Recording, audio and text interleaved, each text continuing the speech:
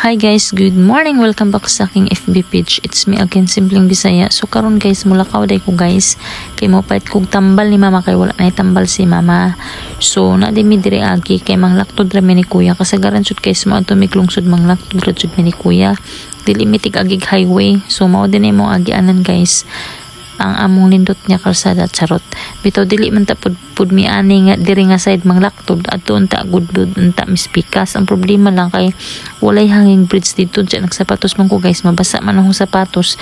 Sumoton ni decide si kuya nga ari na lang mi diri agi sa banlasan kay nay hanging bridge.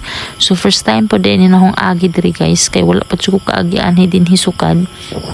So karon pa pud ko nakaagi diri kay ug adto mispikas di jud pwede basa jud hang sapatos.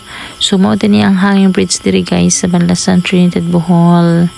So ana lang siya ka cute guys, pero una nilugsong mi diri sa tubig guys kay ningos kuya ari lam tas tubig aging kudia pag sure oy nglaw man pud na basa gyapon ang sapatos. Matunin siya sige balik laman ta adto laman tas ibabaw.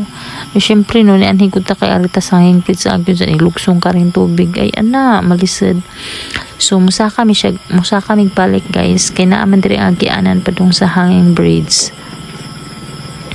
So ingon ani lang ka cute ang hanging bridge diri sa banlasan guys. Oh di ba tanaw guys. Chang. Oh di ba ingon ani lang ka cute guys. 2 wheels lang siya, dili siya pwedeng 4 wheels. Kus kasagaran siya diri sa probinsya guys. Basta sa sapa-sapa lang lakturanan ra bitaw. Dili siya pwedeng 4 wheels. Ang budget nga na is 2 wheels lang talaga. Kung sa highway o kana 4 wheels na siya nga sukod.